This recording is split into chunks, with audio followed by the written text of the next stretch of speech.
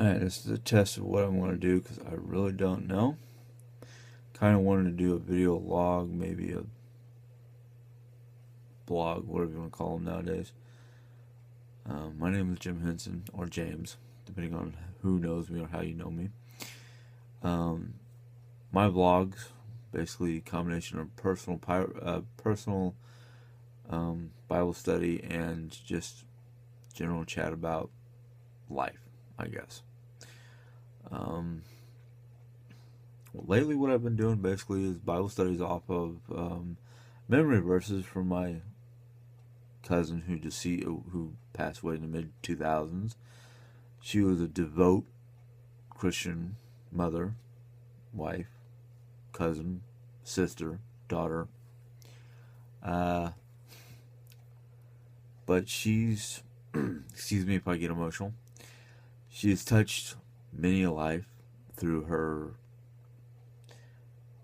ministry. Basically, she wasn't a minister, but she ministered through her cancer that ultimately took her life. But she left behind two beautiful children, and Bible verses that she basically memorized and had her husband send out.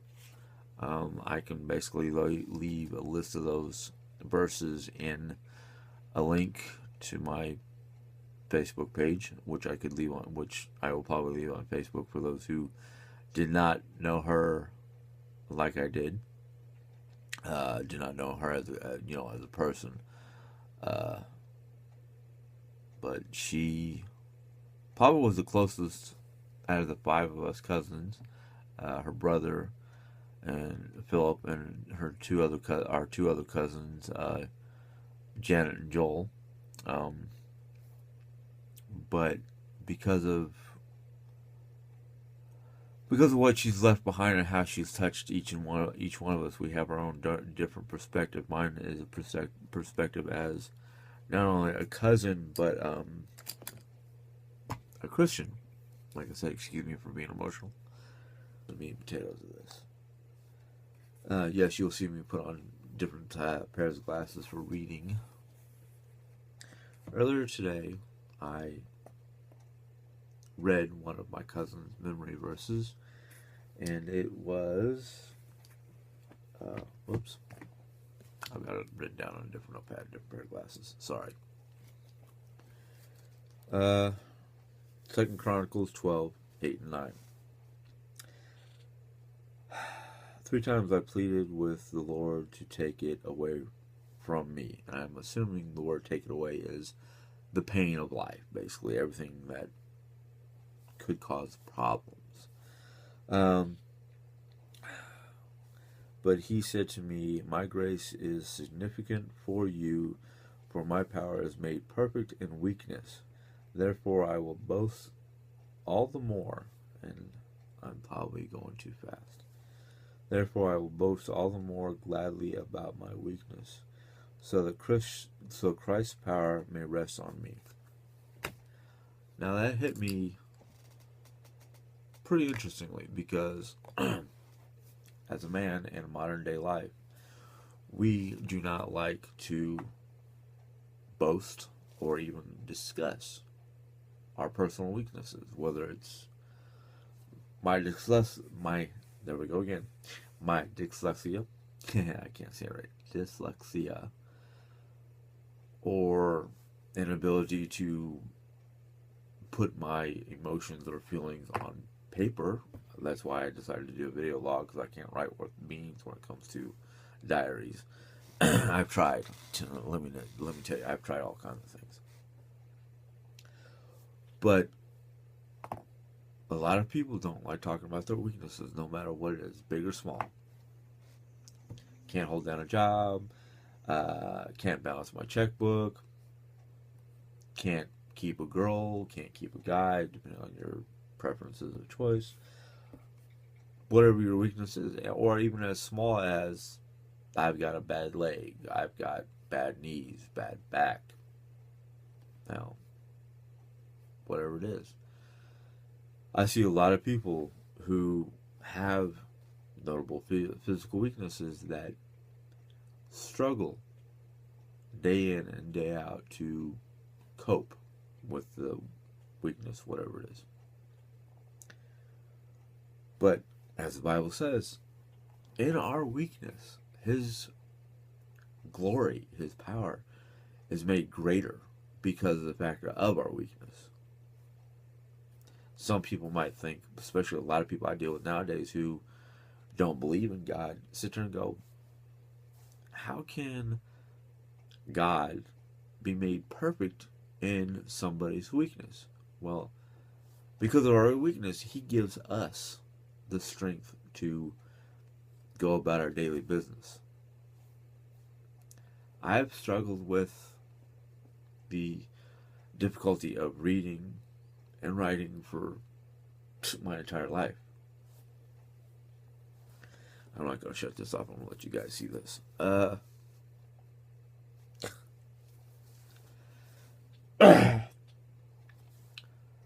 During my dad's career in the military educators, teachers, and it wasn't really military school like most people think military school. I'm not talking about dress codes and waking up at the crack of dawn to do PT or whatever. I'm talking about just like we go to school now, they're just operated on military bases for the children of military officers who happen to be on those installations. They did not know how to diagnose my learning disability, so they labeled me as slow. Not dumb, just slow, because yes, I was a little slow on picking up on reading and writing, which I can't say every child of the military whose first words aren't English. Like, my first words weren't English. They were Tagalog, which is the Filipino language. And the first word I knew or learned was Hindi, which means no.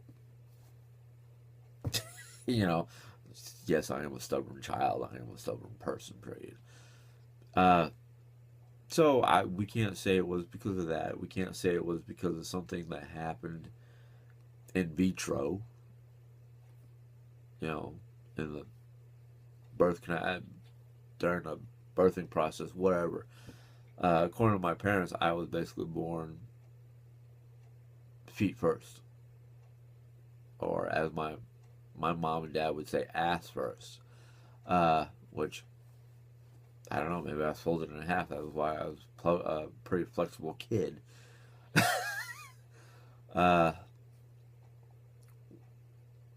Nobody knows. Well, they might nowadays, but back in the 70s, they don't know what could have caused it. But it wasn't until I was in high school, my 9th grade, 10th grade teacher, Mrs. Voiceman, Paradise Valley High School, if she ever sees this, thank you very much. You helped me out a lot, because one of the first things you basically said to us, your classroom, was, because it was a special education class for those who had learning disabilities like I did.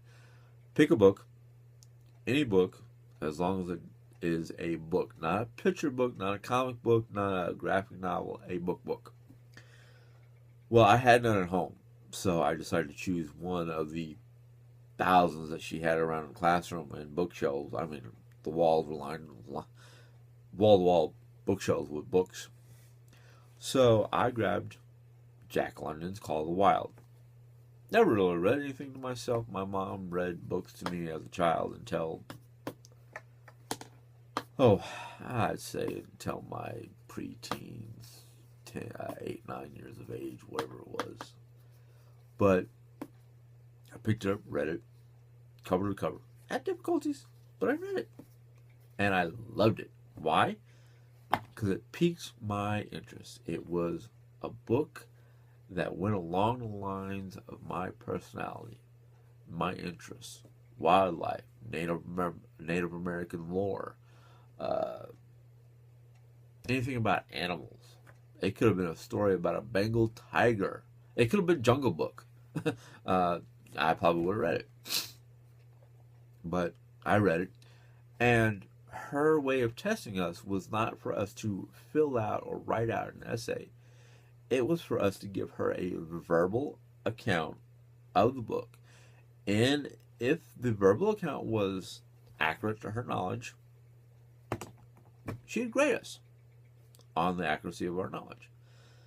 So the second book, I read maybe 3 to 4 books the first semester. First one was Jack London, and it took me about a month to read.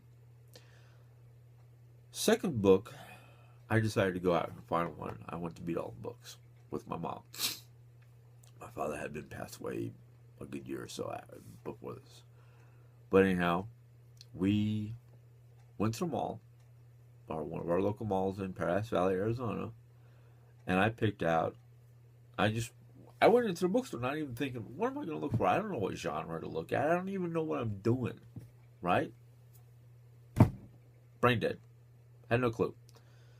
So I just went walking through Beat All the Books. And at first, I didn't even go to the back of the bookstore, which was where the young adult, teenage, children's books basically were. I found myself in New Age. And I found myself looking at what is called New Age books. And I found a book by an author named Mary Summer Rain, who the book was basically Phantoms Afoot. I had no clue what this was about. Just the title and a picture on the book caught my attention. Picked it up, took it home. Well, paid for it, of course.